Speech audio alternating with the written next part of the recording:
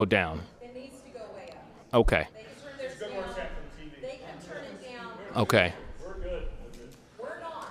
Well, you might be on the wrong line or mic. Well, no, I'm just. Linder. I'm working with what I got. It needs to go up. Linder, bring that up just a tad. It'll be the number 3. Number 3 going up. Number 3's going up. Number 3's going up. Testing 1, 2, 3. How's everyone else? 1, 2, 3. 1, 2, 3.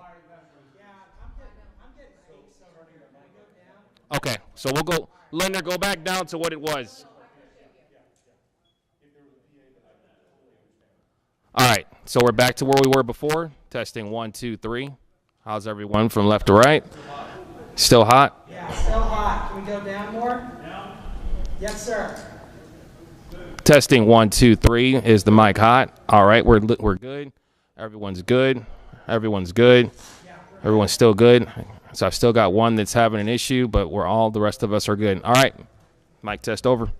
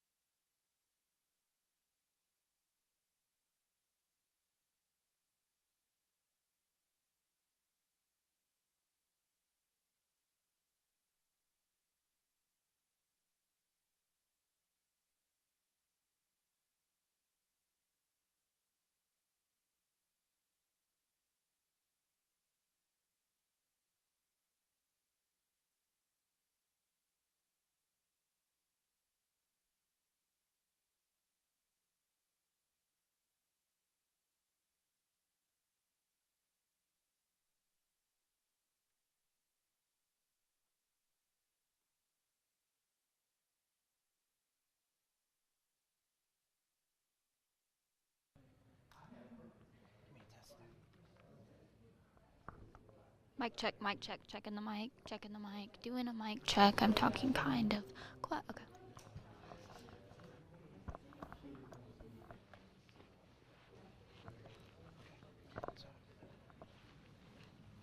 When we go to the B-roll, try to point that towards whatever's going on so we can hear what they're saying.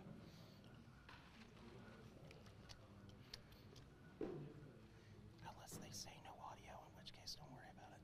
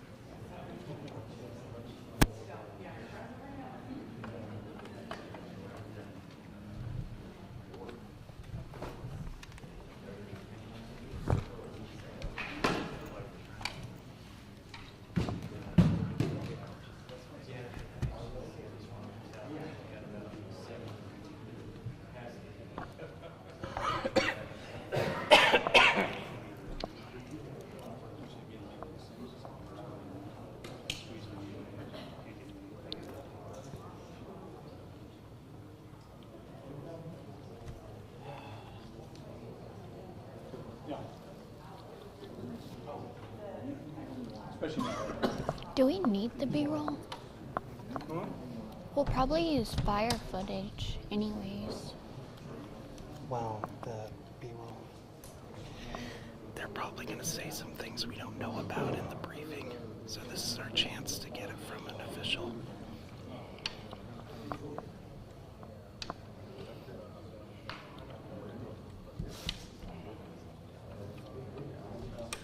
Plus, you can never have to.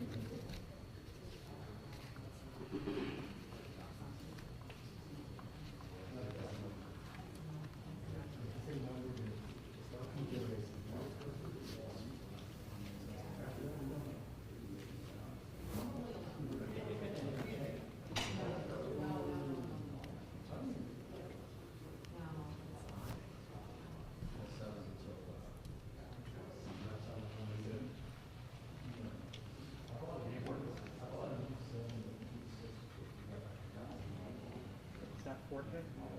It is, but they won't let me use that part, They won't let you use 4K? which I don't understand at all. It's like, why do we get all these brand new 4K cameras? And then when you go like to 1080, which one uses like a chunk of the frame, and you lose a bunch of features. Oh, yeah. Because it doesn't have all the things that you need to like run some autofocus stuff. That kind of stuff. It's just like, I'm sure that would change every future proofing, but it's the difference right now.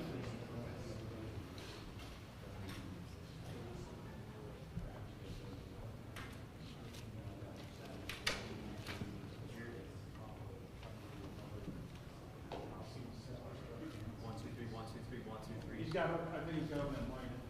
You open it. Check, check, check. Everybody good? Hang on. 1, 2, 3, 1, 2, 3, 1, 2, 3, 1, 2, 3. Just a courtesy audio check for my photog and the rest. Hello, hello, hello. Check, check, check. All right, good.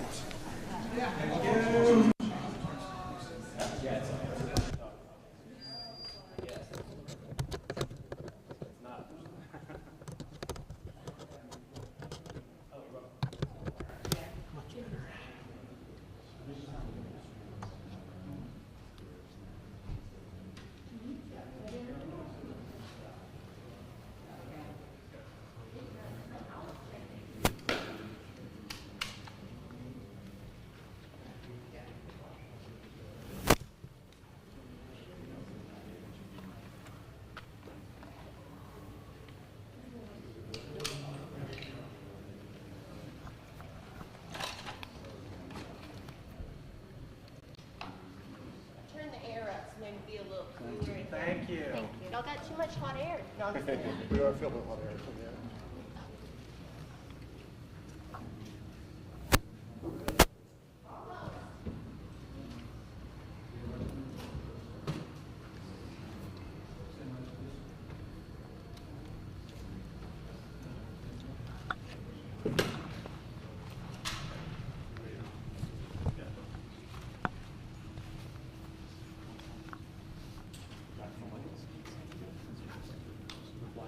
I have left your backpack.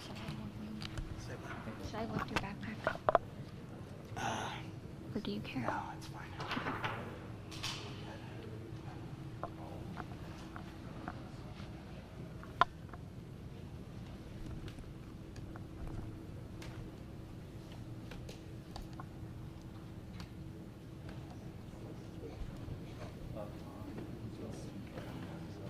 Yeah, exactly.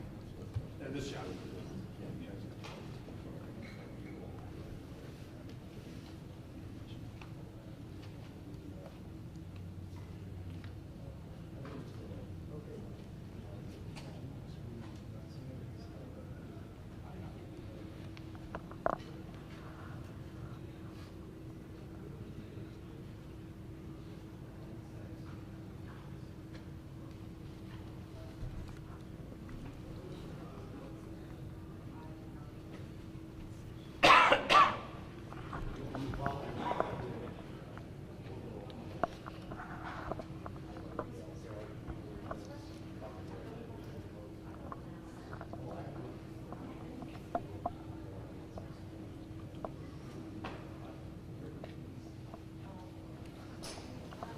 Guys, we're not super close.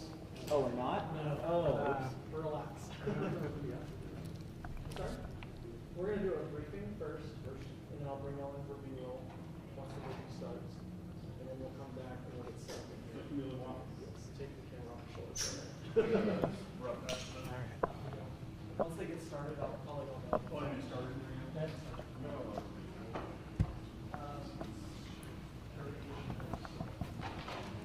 Thank you.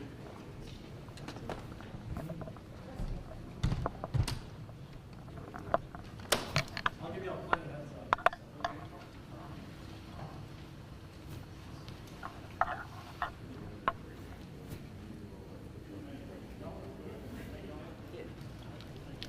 For the record, yes, you can leave my backpack here if you'd like. Okay. I'm real little. So things are going to get aggressive.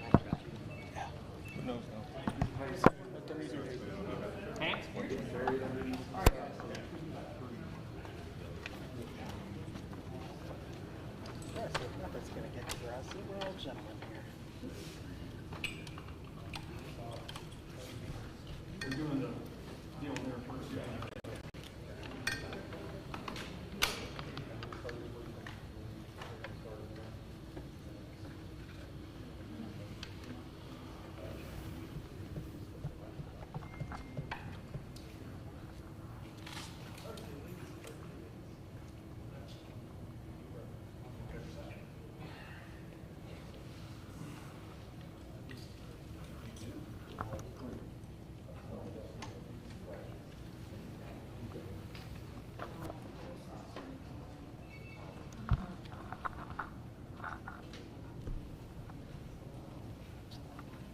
You can take it off if you want.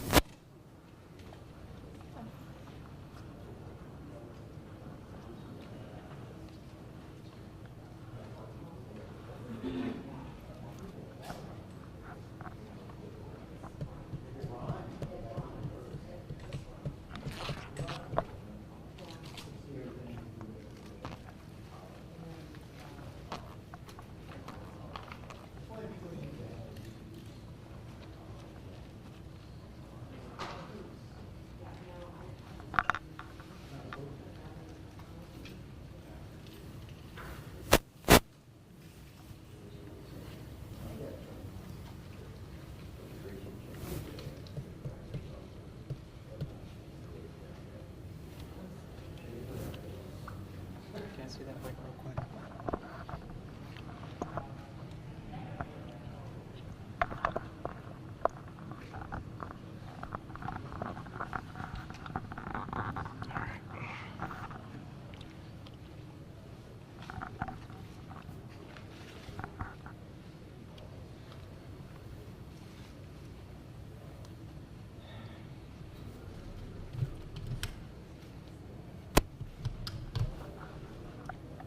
How many bars does this have on the battery? 3. 3. Okay.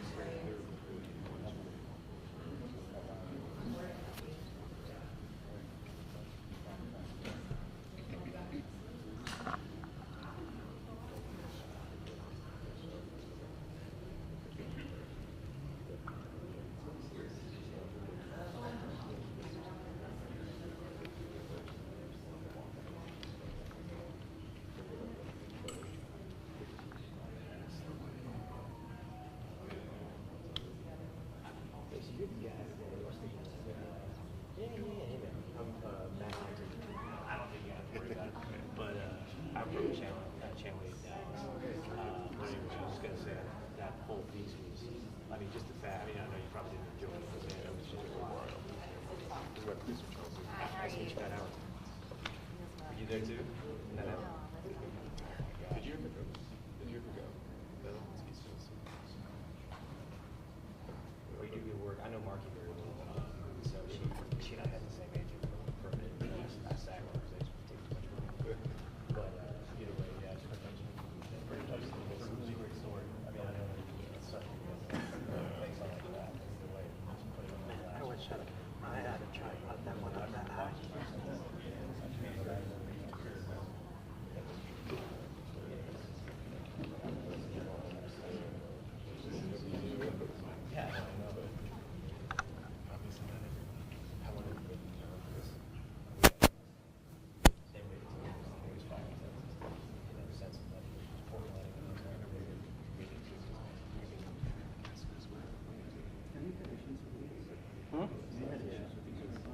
tripods? Oh, we've got tons of issues with those tripods. I was like worried because I had to like ask for some like replacement parts and stuff. No, these things fall apart, and then it takes $300 to get like the part to fix The it. little egg on the bottom, I found it from a third party company, and it still cost me almost $40. Yeah, it's ridiculous.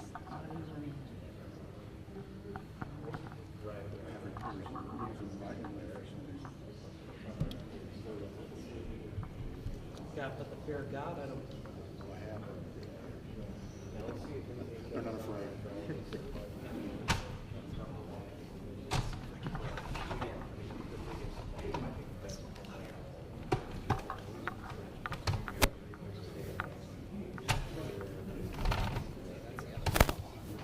Yeah, once they get dirt on them, it's like yeah, I went and covered the lake in Death Valley. I put it in the lake, so it's not really hardened. You take it out to the backyard and get a hose. Yeah, that's basically what I did. Because it was to the point where at the end of the day, I'm like, open them, and then I would just like reach for it and get out. Once it rinsed off, it was okay. But No, I'm not a fan of these tripods. the biggest thing is I carried this shit really, really far. Like that. And then I hit the shoulder, and the lake was flying out. See, I always end up like carrying it like this. I mean, it's not as efficient, but it keeps me from Hit me, yeah. It's like, well, that's the thing is like I'm being careful, and all of a sudden the lake juts out 3 feet.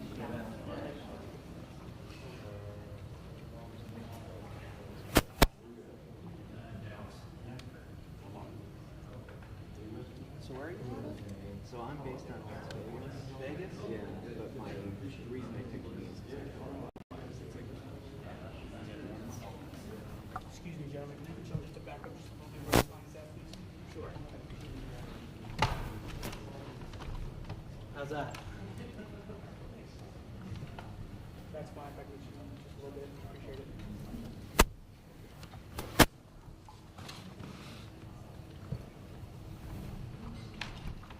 That's great for you.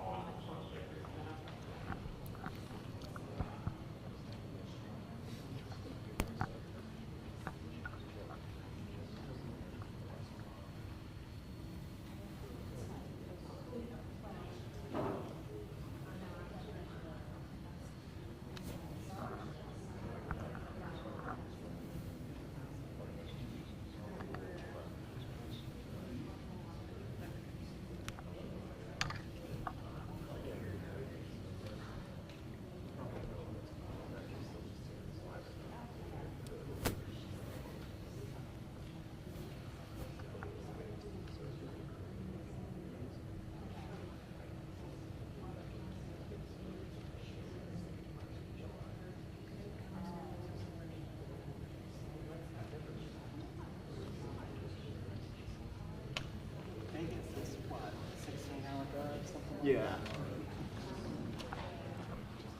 Did they at least give you a plane ticket? yeah, this one's okay. You got a Super Bowl? Yep, no, I didn't get to watch any football video, but I got to be outside of the stadium. Well, that's nice. Yeah, I was responsible for a couple of stories that aren't a live shot, like the crowd coming into the stadium and the crowd leaving. Very different environment on leaving. Like the people that ran out because the team lost were furious and like screaming at me. And then 20 minutes later, the Kansas City Chief guys are coming out, and they're like, yeah! Super happy to see me. So I was like, all right. That's hilarious. It was so At least that was local. Yeah, that was the weird. It was weird to cover that local. Like, that was the weirdest. So, how long you lived in Vegas? I moved there for this, so like I was just over a year. But I was from Reno, Tahoe area, so like Reno? from Nevada basically. But that's why I've covered so many fires. Just like Yeah. it's just that's what you do there. At least a couple. You'll at least go to a couple a year, and then the last couple of years were just monsters. So.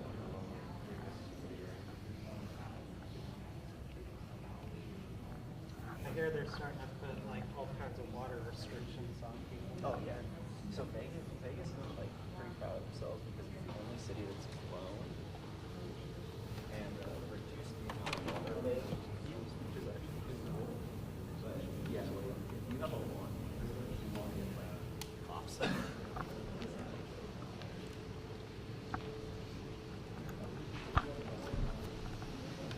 Like, if you want to put this under the tripod, Say what? I'm gonna put it under the tripod.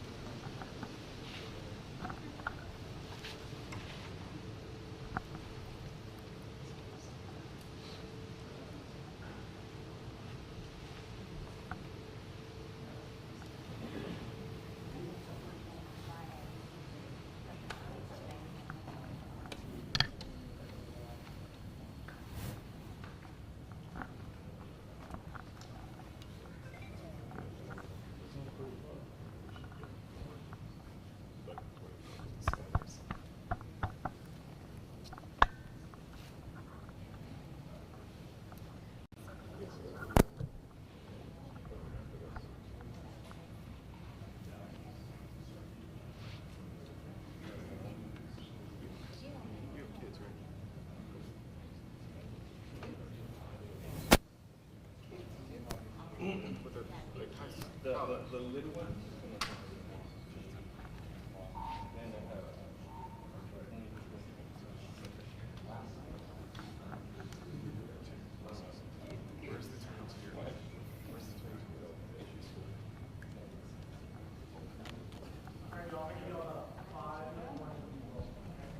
Thank you. Five. What was that? Sorry.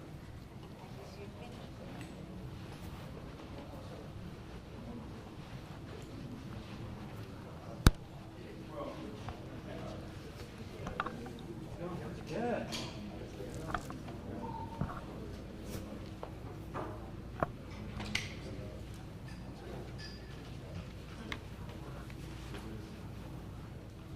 There's daylight there like there's out here. Yep, just like this. Yep.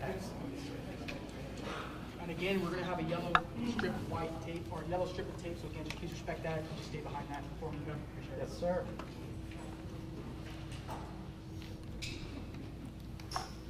What's the setup like in there? So it's like a U table, U setup, yep.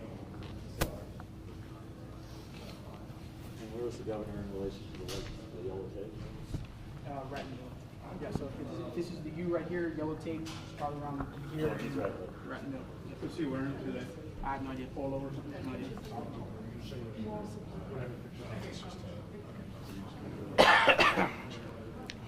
None of that. Sorry.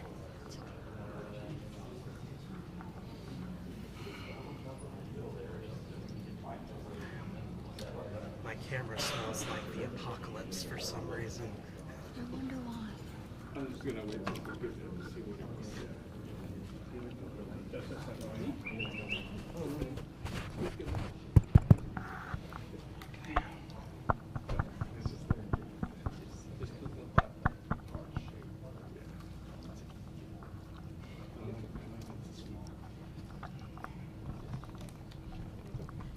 you know how long they're giving us in there, by chance? Do not. Okay.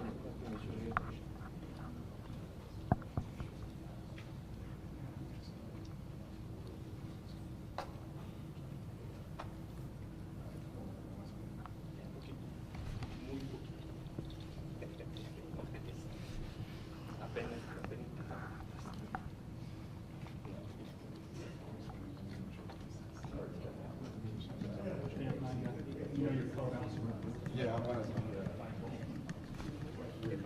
could come in for a few minutes if you want. Excuse me. Oh, okay. Check this.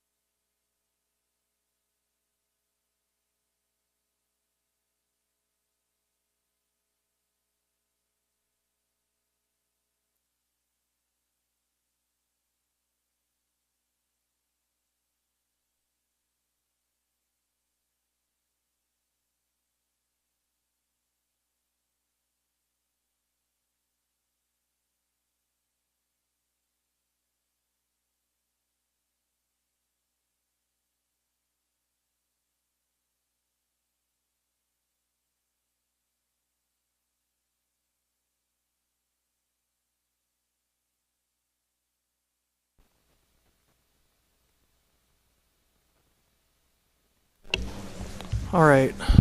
Mic check. Mic check. 1 2 1 2 3. Check check check. 1 2 1 2 3 4 5. Y'all need audio? Anybody else? 1 2 check check check check check. Checking sound. 1 2 3. Good.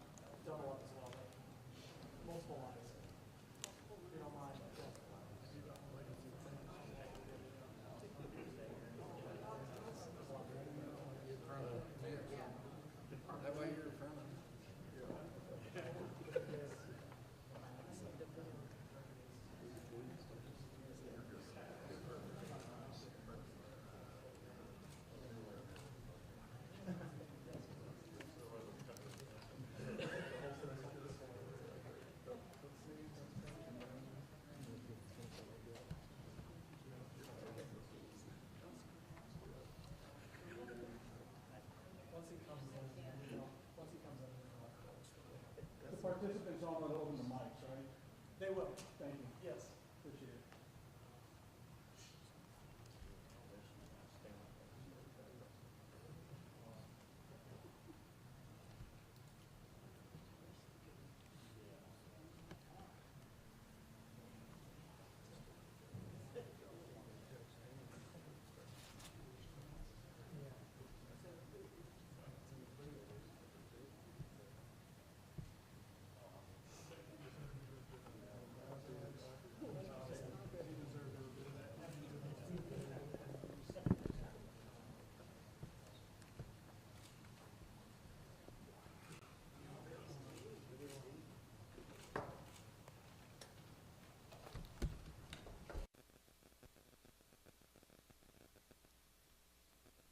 So I want to thank everybody for being here, and especially all of the officials who gathered behind me, who participated in updating the status of what's going on, where we are, where we're going, what's needed, things like that. To start out, I would say that what we have observed in this entire Panhandle region is the aggregate of persistence, perseverance, prayer, resilience, and just an extraordinary response to those in danger. I have witnessed and observed some extraordinary damage in our state. Could be caused by hurricanes or tornadoes, and frequently when you see the aftermath of that damage, there's some semblance of a structure that is still there. When you look at the damages that have occurred here, it's just gone, completely gone. Nothing left but ashes on the ground. So those who are affected by this have gone through utter devastation. They are going through challenges that others cannot comprehend. They need our ongoing support, our ongoing assistance, and our ongoing prayers as they and we all work together to help this entire Panhandle region rebuild and return to the normalcy that's enjoyed out here all the time. I would think there's so many elected officials with us, including all of the county judges from the region, some mayors and other officials who have worked tirelessly for the people in their communities to make sure that their constituents were getting the response and resources that they needed during what may be the most trying times of their lives. I do want to thank several members of the Texas legislature who gather with us here today, but also who will be working ongoing to assist their constituents in this region. It includes Congressman Jackson, State Senator Charles Perry, and State Representatives Smithy and Price. I thank them for being here and what they have done and what they will be doing. For many local officials, as well as for many residents and businesses in this area, those representatives are a shortcut for you to seek and ask for and hopefully provide to you levels of assistance that you need. I want to also express my gratitude for the heroic response by firefighters. It's extraordinary to see what they were able to do. The largest fire in the history of the state of Texas cut a path so large that it exceeds the size of some states in our country. And it would have been far worse and far more damaging, not just to property, but also to people, but for those firefighters. As I understand it, there is one person who lost her life. Every life matters. And it's a loss for that family that can never return. But many more people would have lost their lives had it not been for fearless firefighters who put their lives on the line, some of whom were injured in the line of duty, working tirelessly to respond and beat back these damaging flames. Also want to thank all of the emergency management professionals. There's a time when there's a need, when candidly you can't sleep. Emergencies don't have a start time and an end time like 9 to 5. They're 24/7. And these emergency management responders have been responding to this emergency around the clock in every community across the Panhandle to make sure that their needs were met.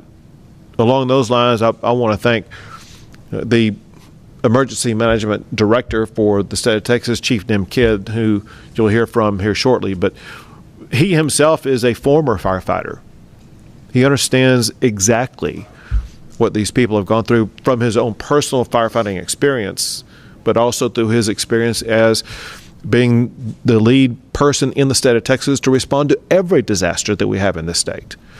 And every official that gathers with us today representing every jurisdiction affected by this fire knows that they have had immediate and ongoing constant access to Chief Nim Kidd, who has a primary responsibility, and that's to make sure that the need of every governmental entity in this entire region is met. And he has delivered on that job mission. I want to thank all of the county and city road workers and other different types of workers like that have cleared roads, whether it would be to clear them for purposes of fire breaks or clearing them for purposes of people to get through areas that have been damaged. But not just the road workers, the city employees, the county employees, or the local employees, that they too have been working around the clock to either protect communities or to restore communities as quickly as possible. One thing that we talked about in the briefing is going through a disaster of this magnitude highlights the importance of emergency management preparedness. And many communities had emergency management plans that were put into place that proved to be effective, and far more damage would have occurred had those plans not existed and not been executed upon. And I express my gratitude for those who have the plans. There are 14 state agencies and 45 local agencies, all of whom have been working together to make sure that the needs that are extraordinary are being met as we speak to help address the challenges that are being faced by these local communities. Some early, and I will categorize as premature, assessments show that there are about 400 to 500 structures that have been destroyed. There's no way to say for certainty that's going to be the final number, because there's still the ongoing assessment process. I want to go through several different things that have no particular order, but all of which I would say are important. One is, even though we gather at a beautiful moment in a day right now, everybody needs to understand that we face enormous potential fire dangers as we head into this weekend. No one can let down their guard. Everyone must remain very vigilant. Winds are going to pick back up. The right elements for a fire will be around. And as much as everybody has gone through this, all of us must remain vigilant to make sure that all the steps are taken so that we continue to prevent the loss of life and do everything possible to contain fires to minimize the encroachment of fires upon homes and cities across the entire region. Another thing I want to say, and that is that there's several things that I've done. One is to issue the disaster declaration. The other is to make requests for funds from the appropriate agencies. Another is every waiver that has been sought to assist in the process that has been sought has been granted. And I will continue to do so to accelerate the recovery process. Recovery is a huge issue right now. We have people who don't have a home, don't have a place to go to. Their home is gone. And we as a state, we as a community, and we as Texans need to collaborate together to work not just on that restoration process, but that restoration process takes a while. We need to work on the process of finding immediate and temporary housing for these individual people. These people are suffering. Some entities that are working on that include the Red Cross. The Red Cross is working, their representative is here with us right now, working with displaced families. Local churches are working with displaced families. We have at the state level the One Star Foundation, the Amarillo Foundation, and there are others, perhaps from each community or county affected by this. We all will work together for both temporary and permanent solutions for those who have been displaced. We understand there's a need for speed. The Red Cross and the churches and others working on this, that they will be working with the rapidity that's needed to meet the needs of those who are looking for a place to stay. One thing that's very important, I realize we are in a time of chaos, but even during that time of chaos and in the immediate aftermath of it, one thing that I as governor need is as much of an assessment of damages as possible. One thing that I will be seeking to do is to make a federal disaster declaration request. And in order to be able to do that, there's a dollar amount of damages that must be shown that has been suffered to qualify for that request. And all of these local officials and others will be working to help aggregate the damages that have occurred that would help qualify for federal assistance in that regard. There's a need for debris removal as well as debris management. Debris removal because of everything that's already been victimized by the fire that's taken place and needs to be removed. And we will be working with local officials to make sure that they are able to manage that debris removal. We also need to work on the management of that so that it is not a catalyst for any type of fire that could be coming in the pathway. One issue that was frequently raised in our discussion is the need for greater air support, not just for this fire, but on an ongoing basis. And so there's two different time frames to look at that. One is the immediate time frame, meaning like today and tomorrow and over the weekend, as we may be dealing with other fires that could be arising here within an hour or a few days. We have, I am told, the adequate air support that's going to be needed to be able to help combat those fires here in the coming days. But then we get into the longer term. We obviously are here for the long term. And we, being myself and my fellow members of the legislature, and as well as Ronnie Jackson, we're all going to work together to find a way to put together the air resources that are needed for fires that are, let's say, more unique or different in this region of the state of Texas than some others because of the extraordinarily high winds that were sustained in this area that candidly make it difficult to fly. But there have to be planes available that can fly through those heavy winds, that can lay down the retardant or the water that's needed in order to be able to contain and reduce fires. So just know that we know that's a long-term solution that must be addressed, that we will work on. And again, just to repeat myself, we are prepared as we speak right now for immediate needs for air cover in the event that fires do arise here in the coming days.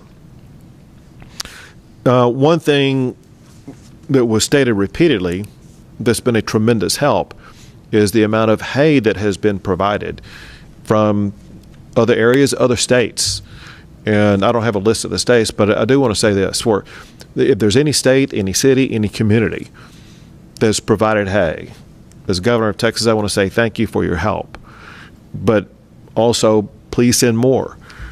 We don't know how long we're going to be going through this situation with inadequate hay for this region. So everybody here is very grateful for what's been provided, but we could use more. And we will continue to work on fire mitigation plans, both in the short term and in the long term. There's more to cover, but at this time I'm going to pass it off to Hutchinson County Judge Cindy Irwin. So I just want to start by saying thank you to Governor Abbott for coming up today, and Chief Kidd for the continued support from day one that we've received from all the agencies. I've got the area judges behind me here, and we can't say enough about the support that the agencies in Texas have given to us. It's amazing. It was from day one. What can we do to help you? And we appreciate that so much. I want to really say a great thank you to our emergency management here in Hutchinson County. They are top-notch. Jerry Langwell, Jason Whistler, and Jason Pender, and our volunteer fire departments, they're amazing. They have saved our county, and all of the support that we've had from the other agencies that willingly come and just help us. We appreciate that. We can't say enough.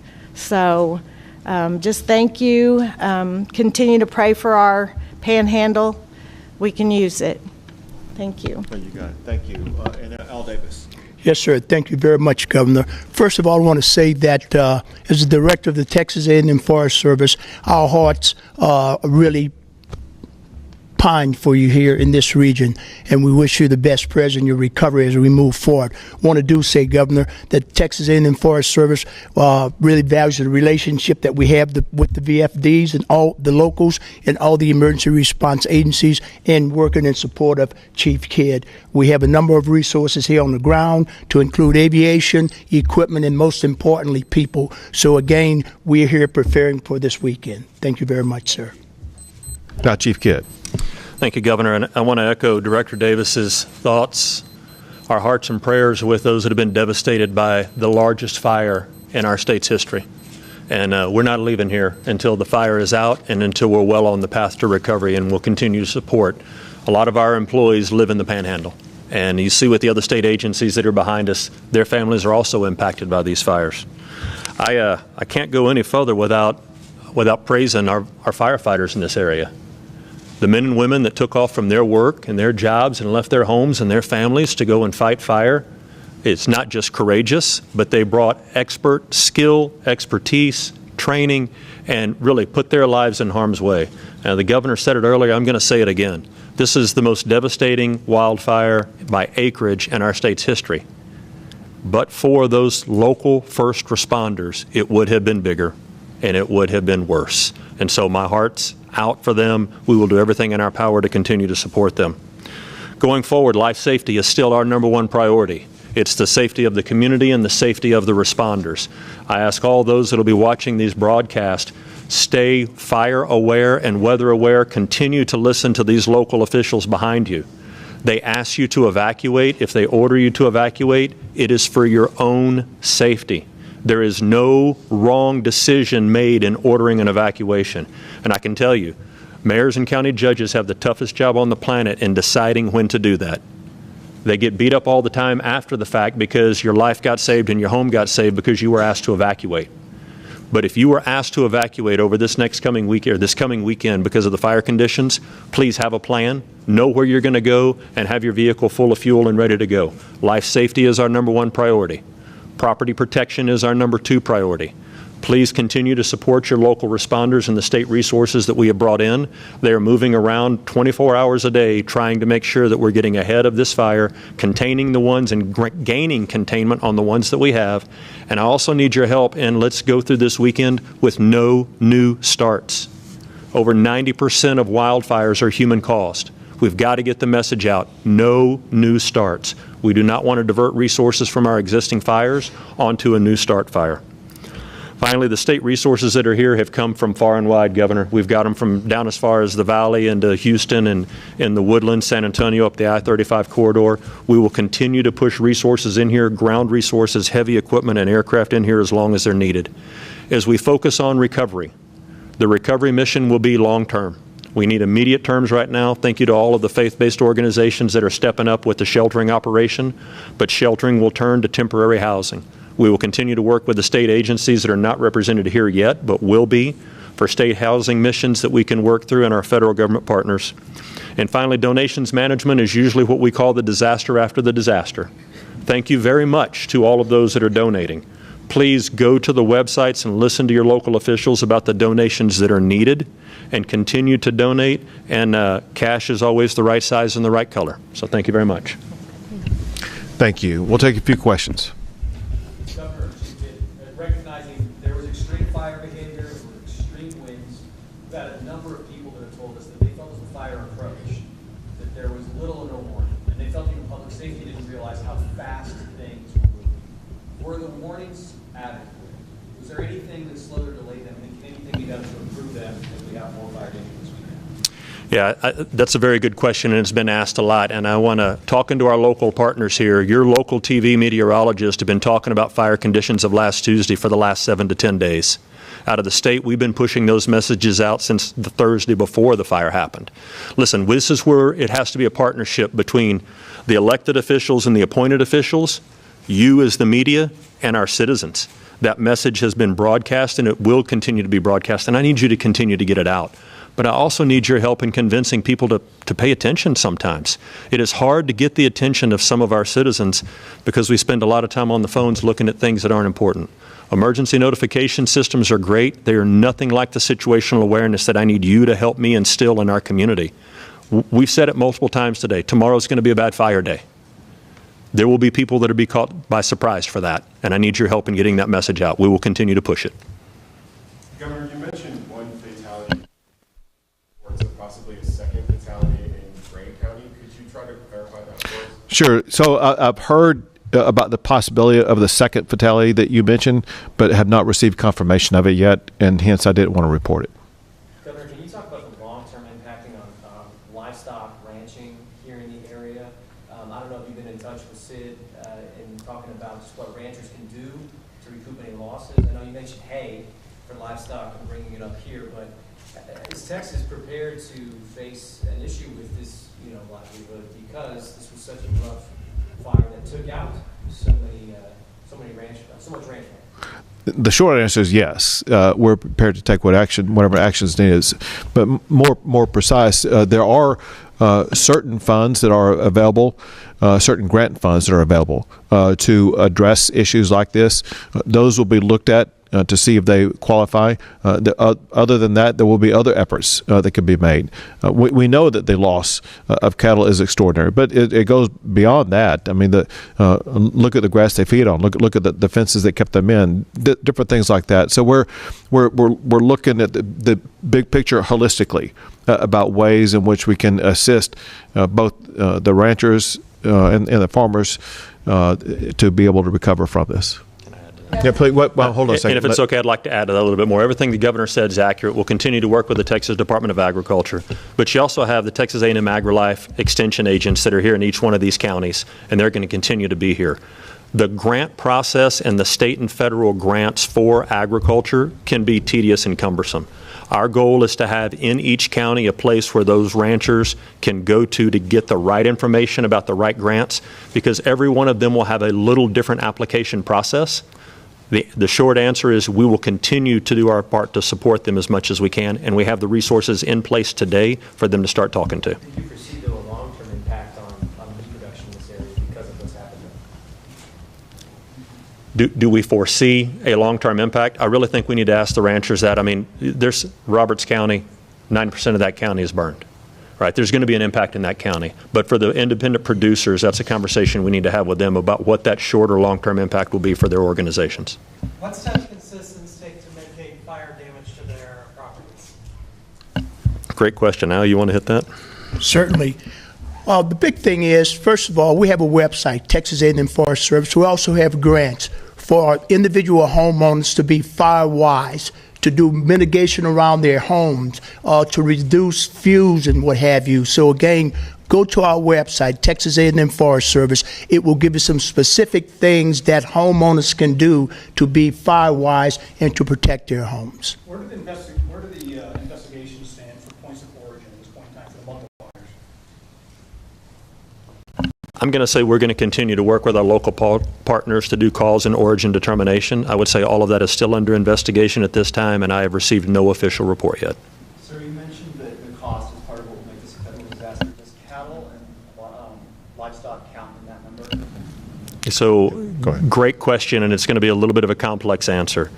Under the Federal Emergency Management Agency, FEMA, livestock does not count towards those thresholds. And that's why we've put one of our team members from the Texas Division of Emergency Management in every county with every county judge to help the citizens and the ranchers be able to know what grant programs to go to. We will continue to open disaster recovery centers. We'll need your help getting that message out of where and when they will be, so that the individuals, whether they're just a homeowner or a producer, can come and get the answers to those very complex questions. Governor, 10 years ago, the French area had a devastating fire where we lost hundreds of homes. Most of those homes were low-value homes and from people, frankly, that were low income. We received no state aid because of the low income and low value.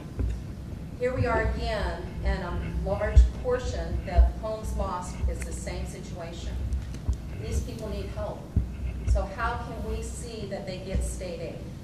Right, and to add to that, one of the things we were talking about before we came out here, and that is that a lot of the people who have lost a home had no insurance.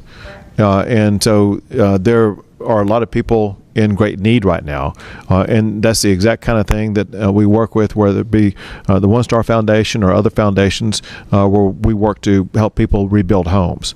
But we need to gather more information, who doesn't have insurance, different things like that. Then we can go about that process. Is that going to, are you saying that it will be a different process this time as it was 10 years ago?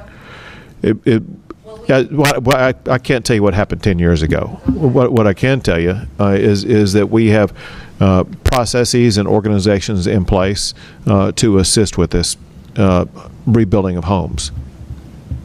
Governor, you mentioned injuries to firefighters and first responders. Do we have any idea, a number or severity of those injuries? Yeah, you got that. So I know on the very first night we had 3 firefighters that were burned, treated, and released. I've been led to believe we have one that jumped off a truck and may have a fractured lower extremity. I think we heard one a rib injury right now. But again, great work by those local first responders and then all the resources coming in. Life safety is our #1 priority, and that will include those responders. I need them to be safe out there. Governor, what can you tell us about a federal command structure for dealing with this fire and implementation? Would you said federal? I missed federal what? Federal, working with the federal government as far as like the U.S. Forest Service, Bureau of Land Management, Oh, yeah. as far as the command and control structure for dealing with this fire. Got it. Yep. Great question, and I'm glad you asked it. #1, in Texas, all disasters are local, and these county judges behind us are the emergency management directors for their communities. The state resources that are here and any federal resources that come in work at the direction with the blessing and consent of these judges behind us, part 1. Part two is we will continue to bring in state and federal partners. There is a national incident management team that is here with us today, and they will take over the organizational control of this and help us order additional resources as needed. They're an expert team. We've worked with them before, and we're glad they're in our state right now. Chief, two more questions, guys. Chief, can you tell us which area actually sustained the most structural damage when it came to property? We're hearing Fritch was kind of like the brunt of everything. And another part of this question, can you also explain like basically how active the fire is now? We're hearing it's a smolder. Can you just kind of talk about what you'll have seen today? Sure, and I'll let Director Davis add into some of that as well. But, you know, from the damage perspective in your populated areas, Rich, Canadian, we talked to the judge there, and you know, she's not here with us today because she didn't feel like she could leave her community because of the devastation there. I'll be traveling there early next week, if not over this weekend. What we see in home damages, we really is hard to explain right now because some of the fire, to your point, smoldering, still too hard to get into and count those damages, all right? So let's talk about smoldering fire and fire line. With a 1 million acre fire, it's a little over 550 miles, the perimeter of that fire. So think about that in sheer scope for a second. As fire continues to smolder right now, with the wind picking up tomorrow, the relative humidity coming back down, one ember can pick that up and drop it outside. Please do not get wrapped around the axle on containment percentages. Everybody wants to know what percentage container are we today. I do not want that to lead you to a false sense of security. As far as fire weather through this weekend, it's going to be a very active weekend. Al, anything to add to that? I think you've covered it very well, Chief Kidd. One more question, folks. You said something about the air containment, bringing in like air support. Is there something that's happened with this fire that's going to make the way Texas looks at a region like this that needs so much air support for fires like this? Sure. It's something that when we realized that because of winds, because of other challenges, there was air support that was not provided initially. If it had been provided, that's the kind of thing that lets me and other decision makers in Austin, Texas know that if we can provide the type of equipment and personnel that will be able to better fight fires like this, it's something that we need to step up and do. Bottom line is we want to make sure that we don't have a repeat of this type of fire in the future. Maybe the best tool that we could add to the toolbox to prevent a fire like this would be better, different types of planes to make sure that we would be able to drop retardant and other material that would slow or stop a fire.